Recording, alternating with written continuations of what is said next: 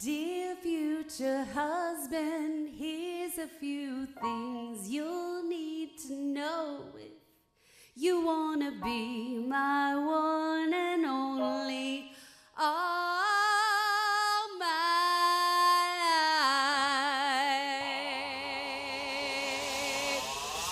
Take me on a day, I deserve a bed, and don't forget the flowers every anniversary. 'Cause if you treat me right, I'll be the perfect wife. Buying groceries, buying what you need. You got the 9 to 5, but save your soul to buy. Don't put me thinking I'll be home and baking apple pie. I never learned to cook, but I can write a book. Sing along with me, sing along with me. You gotta know how to treat me like a lady, even when I'm acting crazy. Tell me everything's alright. Dear future husband, here's a few things you'll need to know if you wanna be my one and only all my life. Dear future husband, if you wanna get that special loving, tell me I'm beautiful each and every night. After every fight, just apologize, and maybe then I'll let you try to rock my body right. Even if I was wrong, you know I'm never wrong. Why disagree? Why disagree? You know I've got to treat me like a lady, even when I'm acting crazy. Tell me everything's alright. Dear future husband, here's a few things you'll need to know if you wanna be my one and only all my life. Oh, dear future husband, if you wanna get that special loving, tell me I'm beautiful each and every night. I'll be sleeping on the left side of the bed. Open doors for me and you may get some kisses. Don't have a dirty mind, just be a classy guy. Buy me a ring, buy me a ring. You gotta know how to treat me like a lady, even when I'm acting crazy. Tell me everything's alright. Dear future husband, here's a few things you'll need to know if you wanna be my one and only all my life. Oh, dear future husband, if you wanna get that special loving, tell me I'm beautiful each and every night. Your husband better love me right. How fun is that? A little Megan Trainor to get us started, because that's what we're talking about. We're talking about the future you. Whether that's the future you as a husband or a wife, or the future you as a friend or leader. You probably have some ideas of what you want the future you to look like, and today we're going to talk about how to get there. So stick around. Hey, my name's Macy, and we're so excited you're tuning in with us today. And before we do anything else, we would love to hear from you. And the best way to do that is to scan the QR code or fill out the form next to the stream and take a moment to tell us about yourself. And if it's your first time with us, you'll have a gift in the mail coming your way just for joining us today.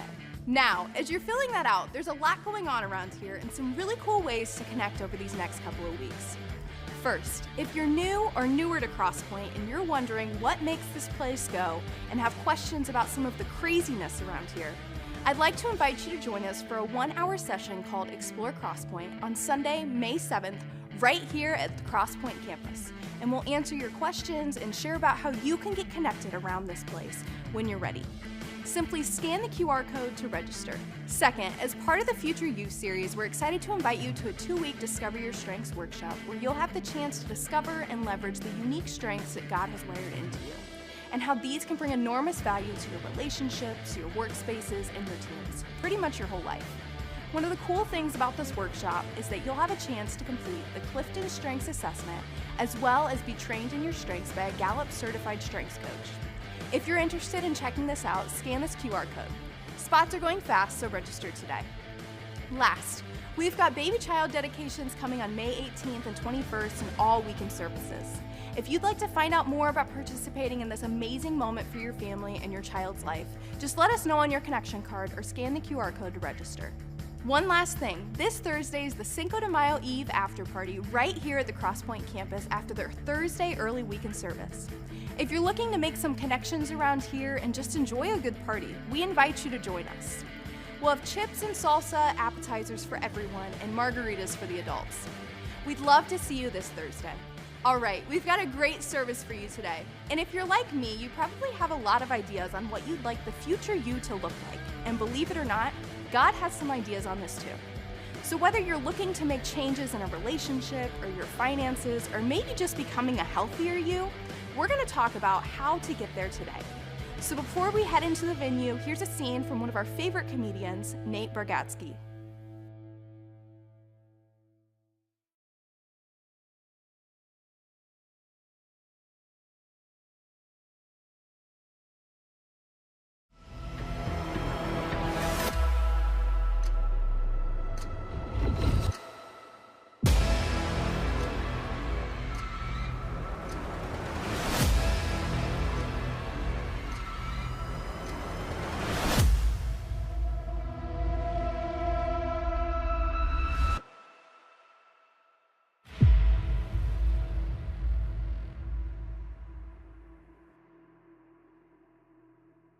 Oh man, how many of us can like relate to Nate right there? I mean, you're like at some point, you're like the working out part. I mean, yeah, let me hear you.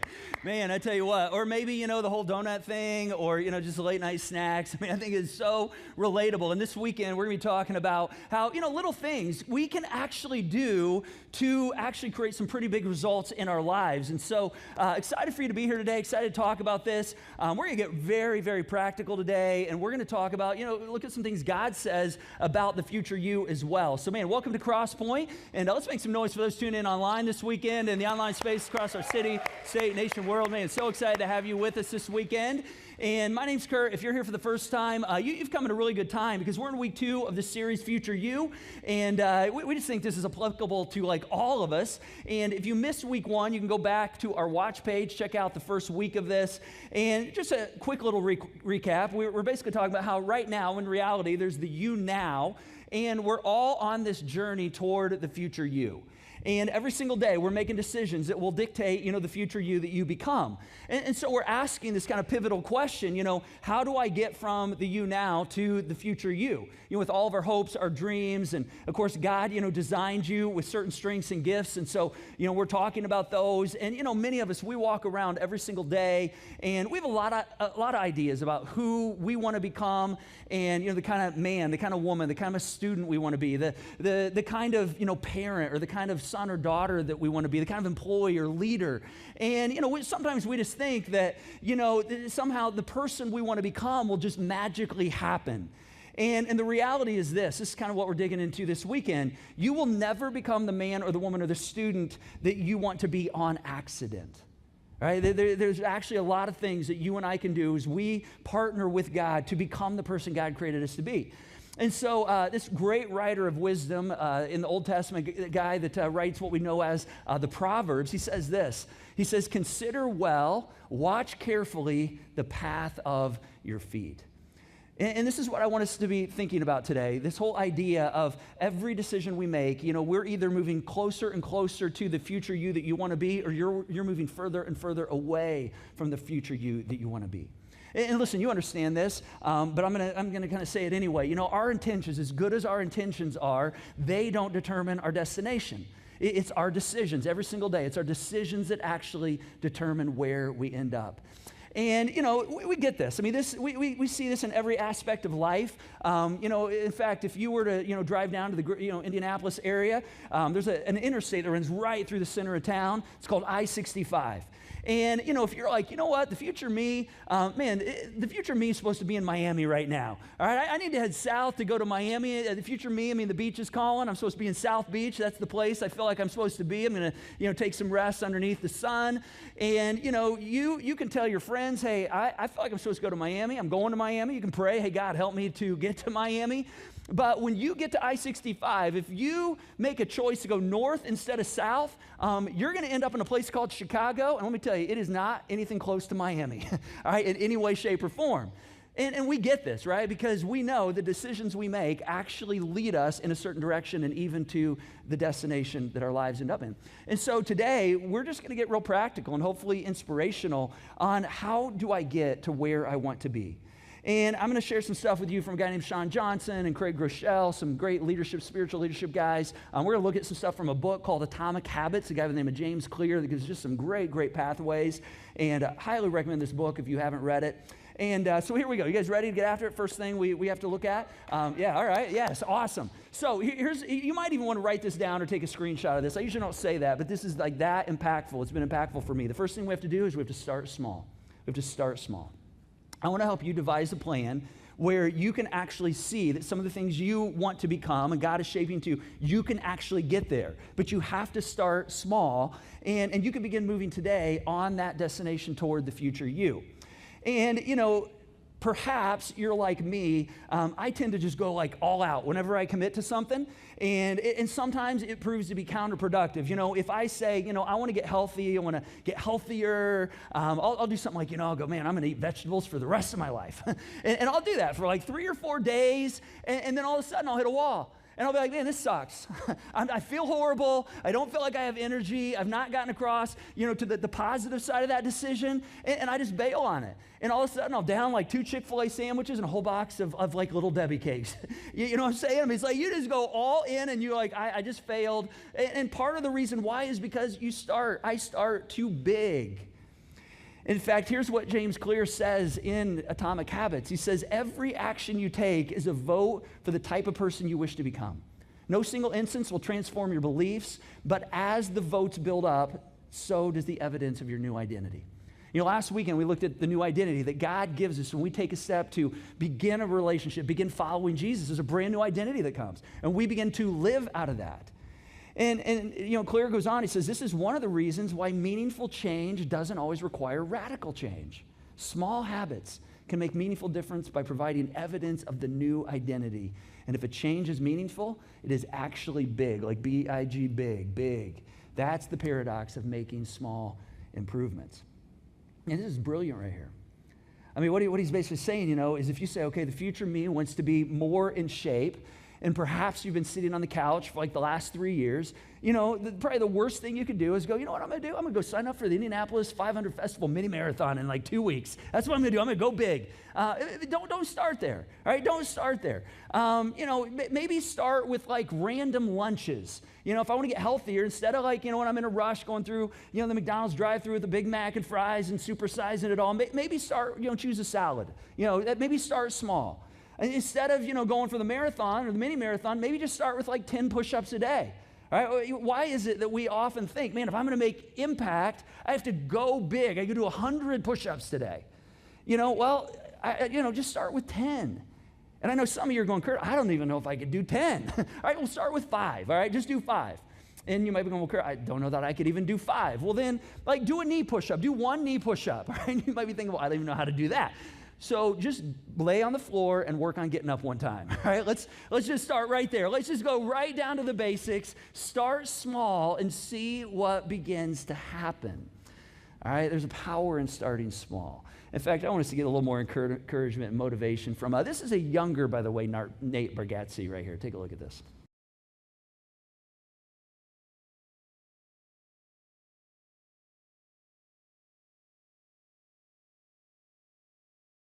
You guys not enjoy Nate? Come on. I mean, he is, I think it's like so real, right? We're like, we can all get that. Start small. Just start small. I read an article recently about a guy who, get this, lost 100 pounds going to the gym for 5 minutes a day. 5 minutes a day. And so you're like, okay, how do I get on that plan right there? Well, here's kind of how it happened. He was talking to his therapist, and his therapist said to him, hey, I know you want to get healthier. I know you want to lose weight. Your problem is you set these huge, big, lofty goals, and you can't stick with them. And so here's what I want you to do. I want you to go to the gym starting tomorrow for 5 minutes a day. 5 minutes, no longer. Don't do 6 minutes. Just 5 minutes and then go home. In those 5 minutes, do whatever you want. I mean, pick up something, jump on a treadmill, sit in the sauna for 5 minutes if you want. I mean, whatever. Just 5 minutes. And of course, this guy's going, yeah, that sounds stupid. I'm going to go for 5 minutes. I'm barely going to break a sweat. And then I'm going to be like, well, it's time to go home. He's like, who wants to do that? But see, here's what began to happen over time. Over time, what began to happen is he began to become a person who goes to the gym. And 5 minutes turned into 10 minutes, and 10 minutes turned into 15 minutes. And before long, he was feeling more comfortable, and he wasn't intimidated by some of the machines. And he began to feel like, all these people who feel like they grew up here and they just kind of know the routine. He's like, I kind of know the routine. His confidence began to grow. And he got over his pride. And all of a sudden, he's like, yeah, I'm doing this. And all of a sudden, those small little steps, 5 minutes over time with compound interest, all of a sudden, that became like a massive change. That's 100 pounds. Because see, small decisions actually have the ability to create some pretty big impact. One of my hopes, for this series is that some of us might be going, gosh, I at the top of my list is I just want to get closer to God. I want to get closer to God. I want to wake up every single day with the confidence that God is with me and that, regardless of what I face, He sees me, He hears me, He knows what I'm going through. I want to have that kind of confidence. I want to help other people see that that's the kind of God that I have the chance to connect with. I want to help other people experience Him. And if that's where you are, I just say the same thing, start small.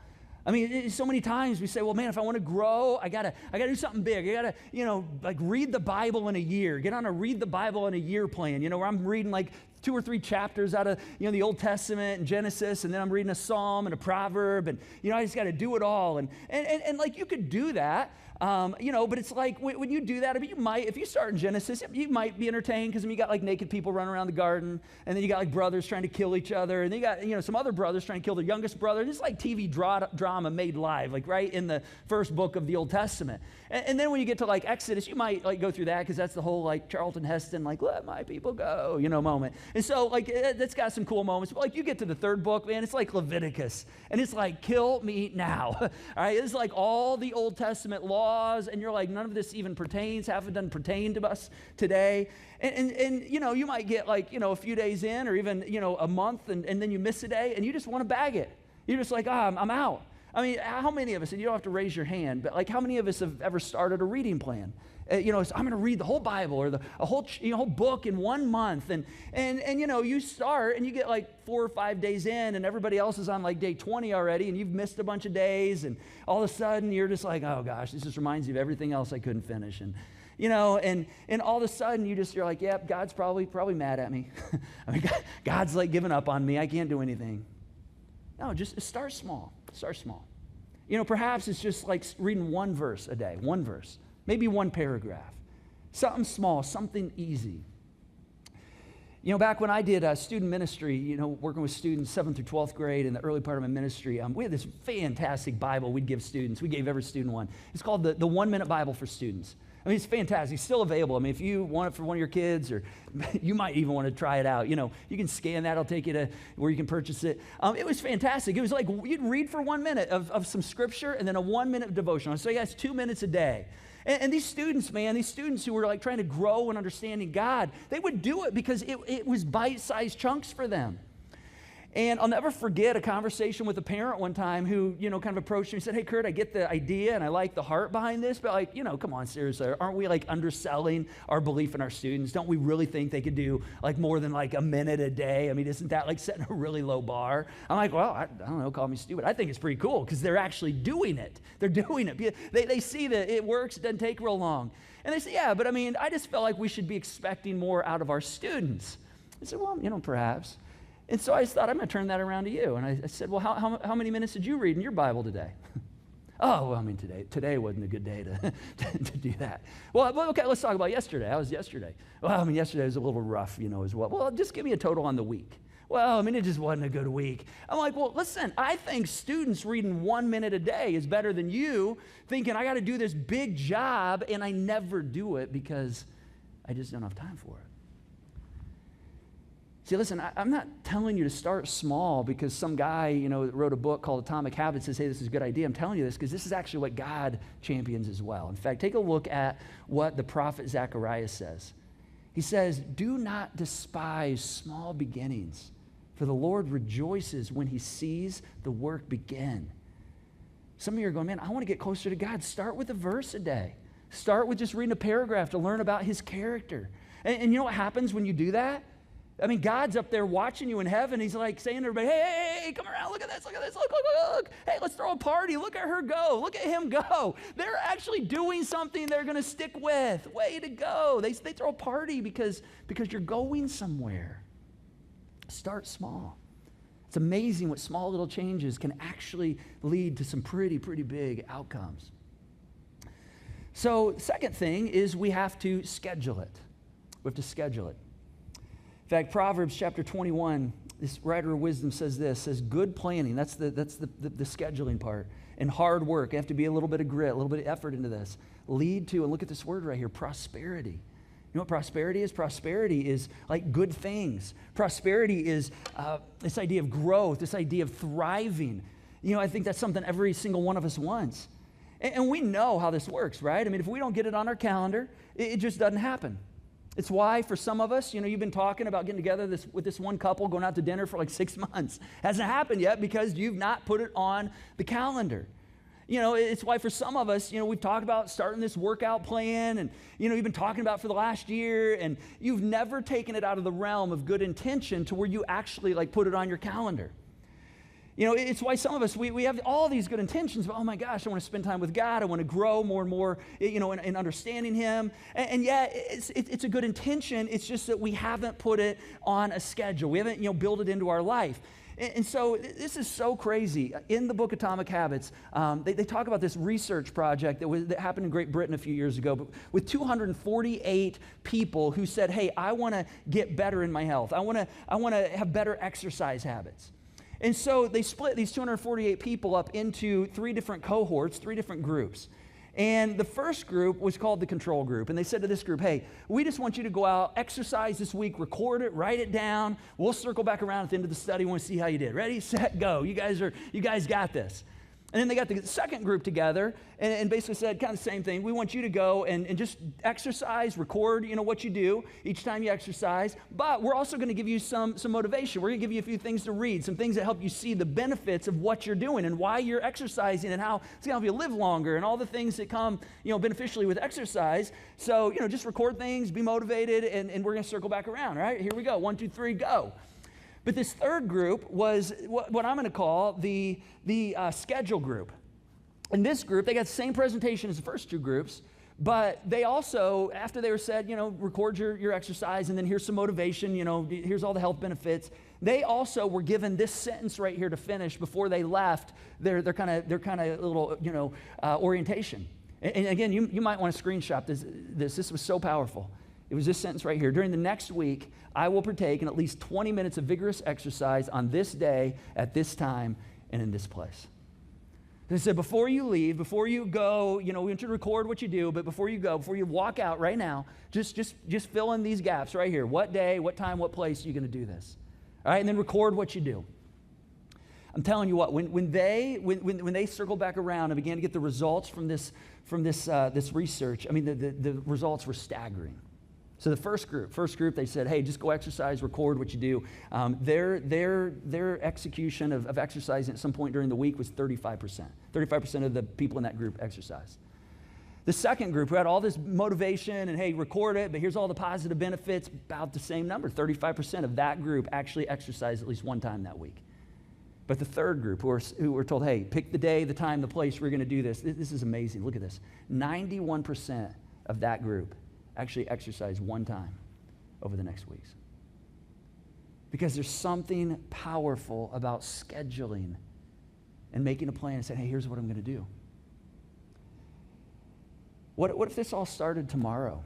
What if tomorrow we just said, I'm gonna schedule my day. I'm gonna start my day at 6:30, get my alarm, set my alarm 6:30. I'm gonna pop up, have coffee going, go down, make coffee at 6:35, do 10 push-ups, 10 sit-ups perhaps, while I'm waiting for my coffee. As soon as it's done, I'll go sit in a chair, talk to God for a couple minutes, maybe read a verse. By 6:50, man, I'm up getting showered and I am on with my day, and you might have just started your day in an entirely different trajectory that's gonna affect the future you. Simply by just scheduling it. So we start small, and then we schedule it, and then here's the third thing. We have to stick with it. We have to stick with it. Craig Groeschel, he says this. He says, successful people do consistently what other people do occasionally. Successful people do consistently what other people do occasionally. Meaning if you find somebody who's financially successful, you're going to find that in their rhythm and in their routine, you're going to be guaranteed to find there are some good decisions that they have made consistently over time. If you find somebody with a strong faith, you're going to find that person, they have some things that they have constantly made decisions on, over time that have got them to where they are. The other people, they might do some of those things, but they just do that occasionally. If you find somebody that's just generally successful, whatever it might be in their life, you're going to find somebody who's made some really, really good decisions consistently over time. And you're going to find that those things have led them to where they are. It's not a mystery. In fact, the Apostle Paul talks about this. The Apostle Paul in the New Testament part of the Bible who, he's kind of like really big on helping new Christians, people who are trying to grow in their faith. He writes more than half of the New Testament, and he tries to help us understand, okay, this is what it looks like to follow Jesus. This is what it means to live out your faith, to get traction and do the small things that lead to bigger things. And here's what he writes to this group of new Christians in this city called Galatia back in the first century. He says, let us not become weary of doing good. For at the proper time, we will reap a harvest if, and then look at what he says at the end of this, if we do not give up. He says, if you don't give up. He says, if you stick with it.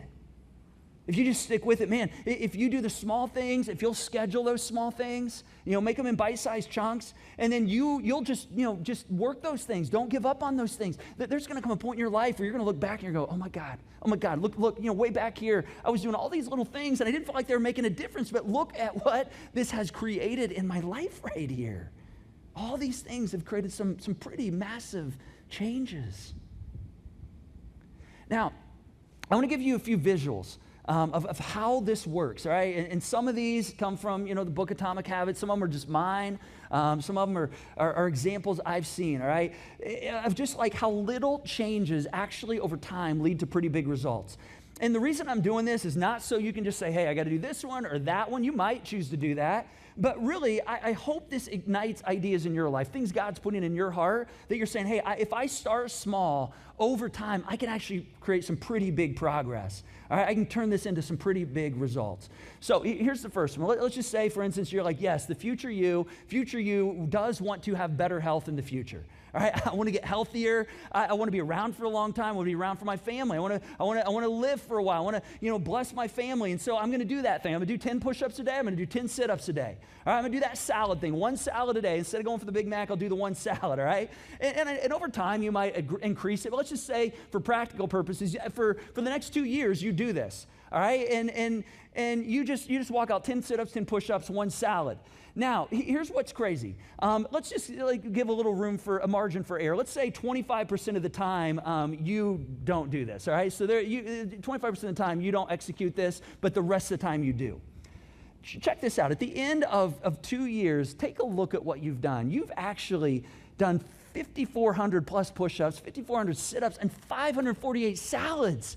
I mean, just by a small change, do you not think that's going to have some impact on your overall health and well-being? I mean, it's crazy. How about this one right here? This one gets a little personal for me. Because this is something I started doing over the last couple of years. I found that I was not as grateful as I wanted to be. I found that I was just not I didn't have a heart of gratitude. It was really affecting me. So I began to create something called a gratitude list. I said, I want more gratitude. And so, 3 days a week, I would begin to just write down 10 things that I was thankful for. And then I'd write a one sentence, to God, thank you, God, for this, or whatever it is, my family, or this experience, or how you came through, whatever it might be. And just whatever I was seeing, whatever I was experiencing that particular day.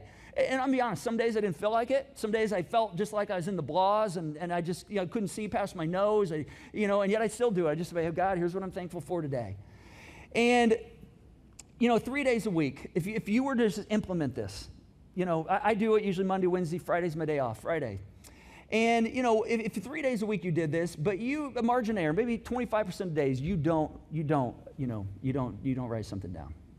Look at what kind of impact you can have over the course of 2 years. You would actually write 234 entries of gratitude with over 2,300 items that you are thankful for. You're going, oh my gosh, God, thank you for this. Do you not think your heart would be like filled with gratitude? You go, oh my gosh, God, thank you for all the goodness you bring into my life. We talk a lot around here about being generous, about, being generous with our finances. And of course, we just came off a new initiative, which, many of us are super excited to be a part of just fueling what God is doing. And, and there's a whole bunch of us that are just excited about that. And some of us, many of us were like, I want to be known as being generous. I want people to look at me and go, man, that's a person right there with their life. I mean, not just with their time, but with their finances. Man, they're fueling what God is doing. They are helping heaven be more crowded eventually because they're helping people find their way to God. They're fueling what God is doing. All right, they're making a difference with their resources. That's just who they are. That's part of their identity. And I know for some of us, we want that. We want to have that identity. We want to be seen that way, but we've just never got around to tithing or, percentage giving or giving in any way, shape, or form. And what if you just stopped, talking about it? What if you stopped, saying, well, eventually when I, get to a certain place or, someday I hope I can be generous. I want to be generous, but someday I hope I can start. What if you just scheduled it?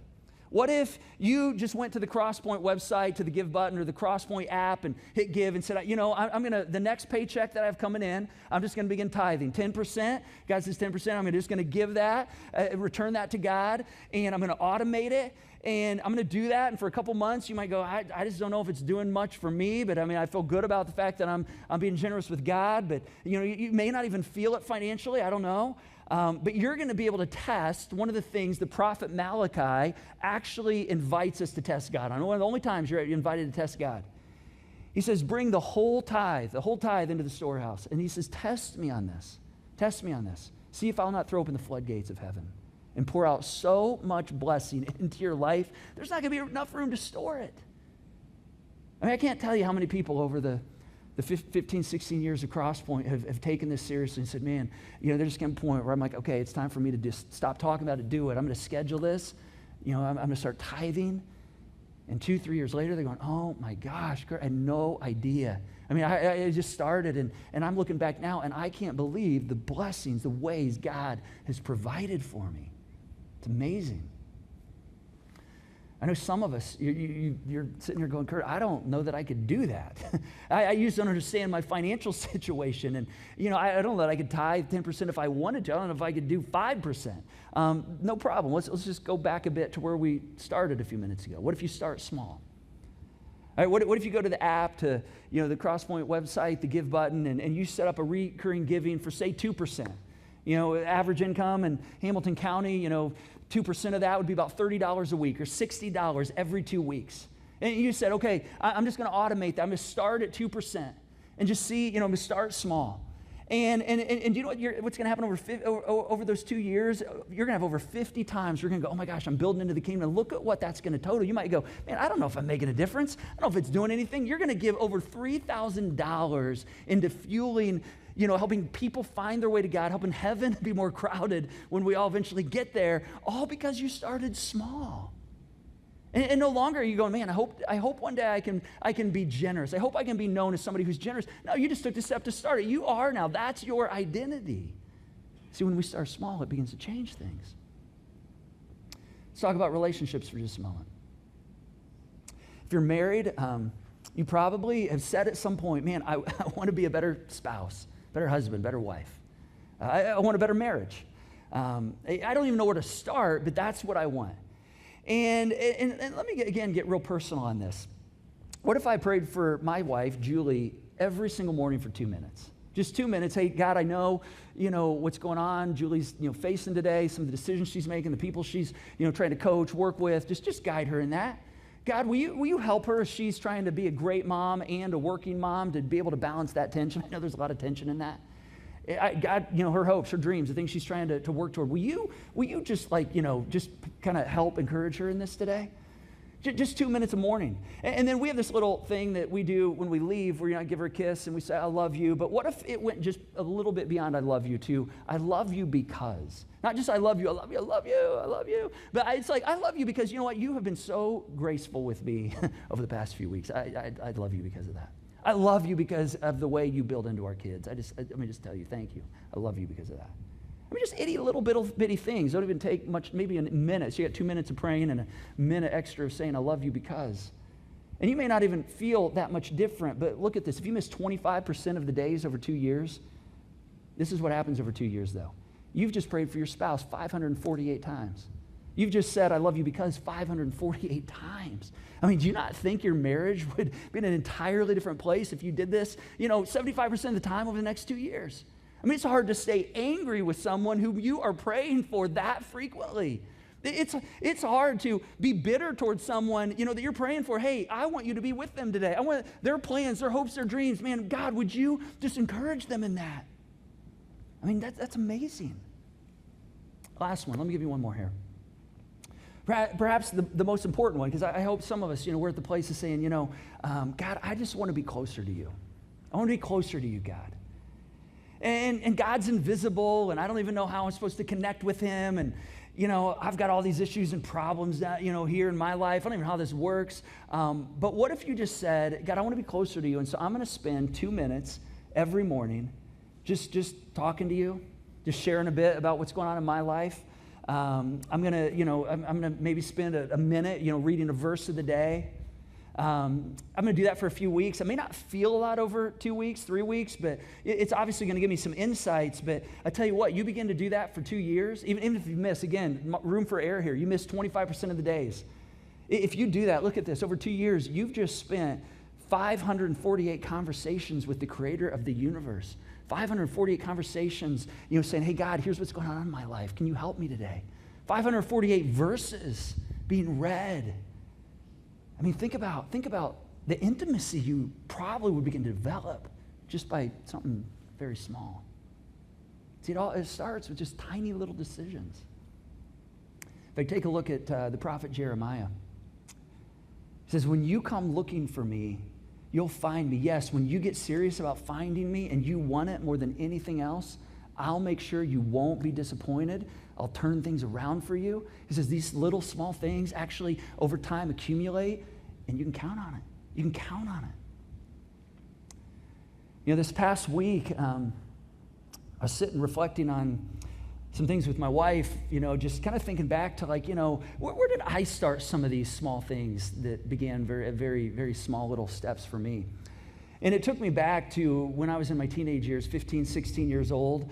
And when I was 15, I was had a shoulder injury, and it created, canceled the rest of my sports season that year. Sports were life for me, and so I had to deal with that adversity and have a shoulder surgery and, rehab and kind of deal with that. And then, I turned 16 in my 16th year.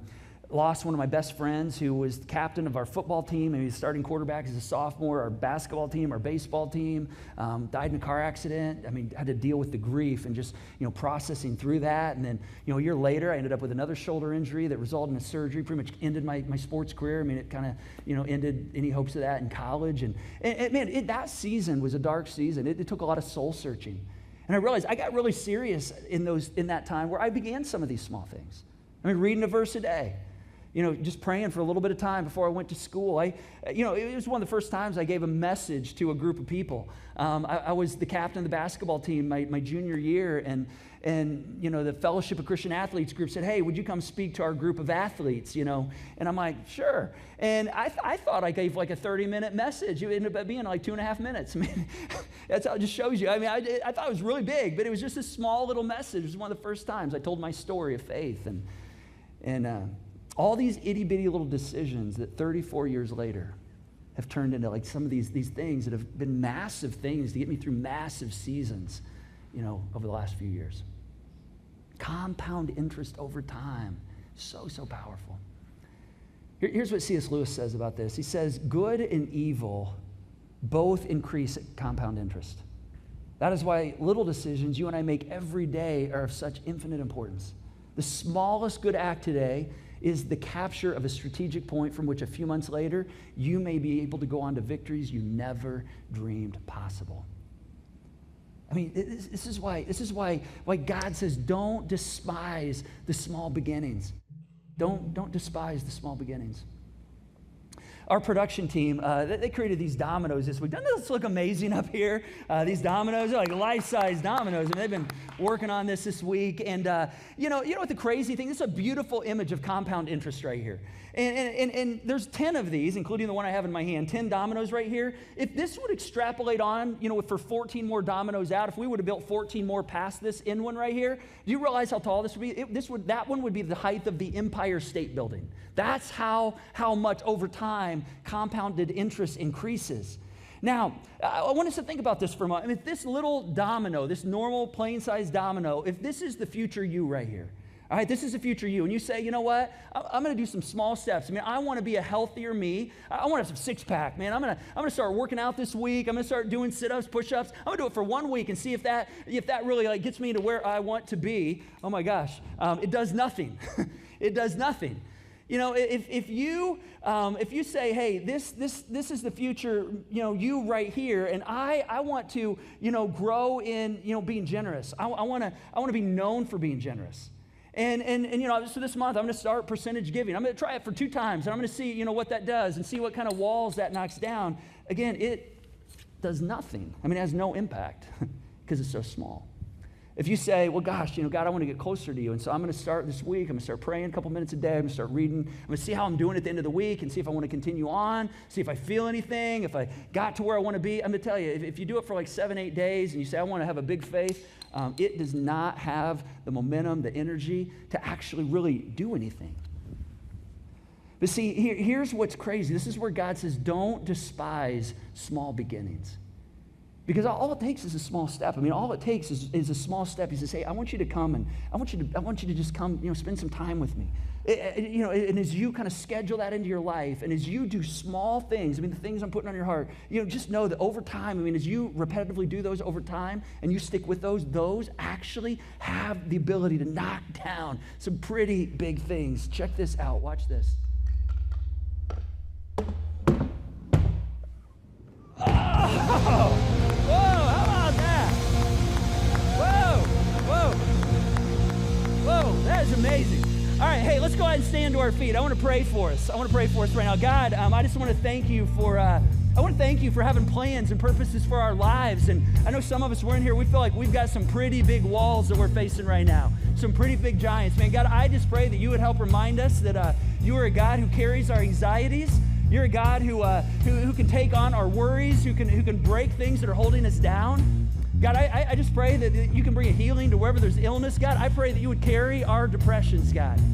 Some of us, we just feel like we got some massive walls, and you have the ability. Just encourage us. I pray that you inspire our hearts today, God, to see that when we do the small things, they can actually lead to big things.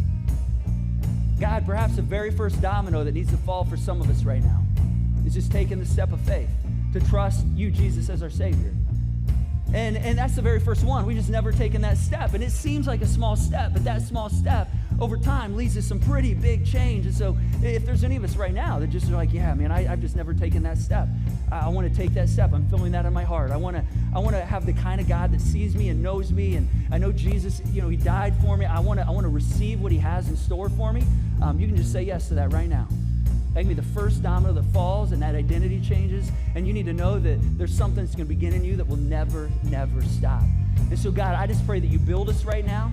Whatever we've got on our minds that we need to get after this week, build our confidence that the small steps we're taking can actually accomplish some pretty big things over time. Thank you, Jesus. Thank you for doing this kind of work in us. We pray these things in your character. Amen.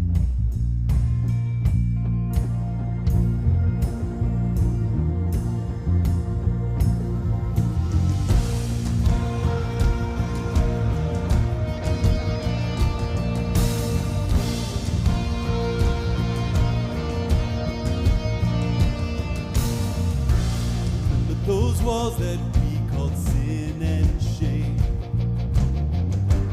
They were like prisons that we couldn't escape. Then he came, and he died, and he rose. Those walls are rubble now.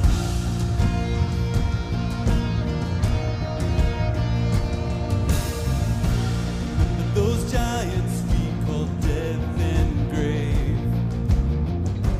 they were like mountains that stood in our way. But he came, and he died, and he rose. Those giants are dead now.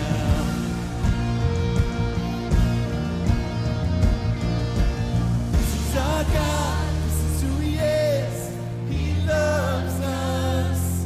This is our God, this is what he does. He saves us. He bore the cross, beat the grave. Let heaven and earth proclaim. This is our God, King Jesus.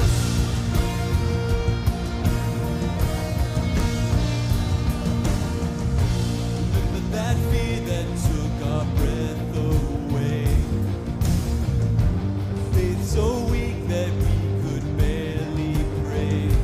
But he heard every word, every whisper.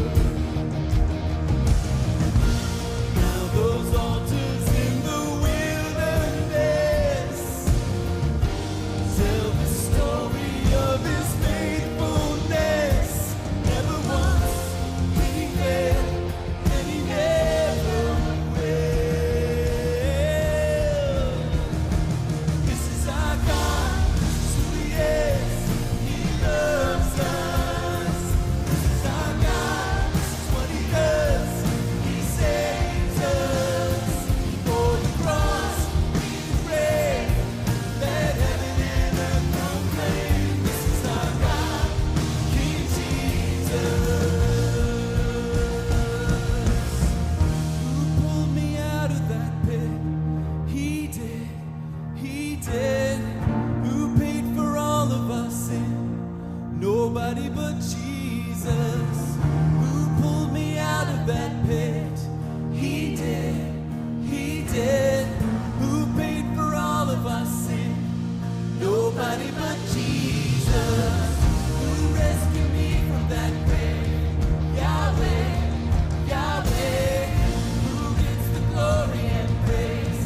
Nobody but Jesus. Who rescued me from that grave? Yahweh, Yahweh.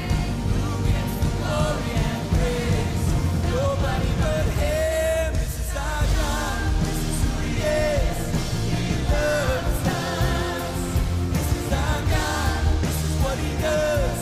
He saves us. He bore the cross, beat the grave. Let heaven and earth proclaim. This is our God, King Jesus.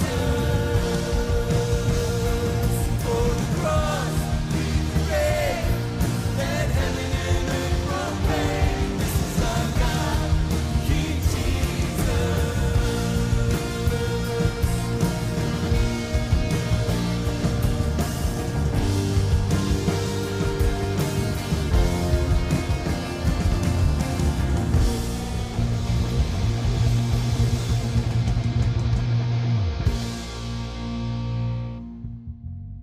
Hey, if you made the choice to take advantage of the grace Jesus brings us by taking a step to trust Jesus as your Savior and leader, we'd love to celebrate that with you, so let us know on your connection card.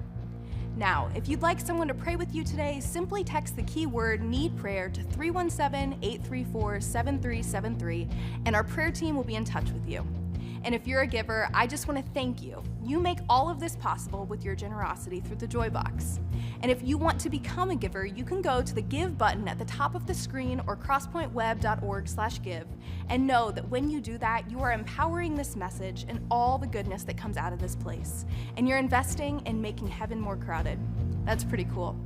Hey, thanks for joining us today. We can't wait to see you next time for week 3 of The Future You.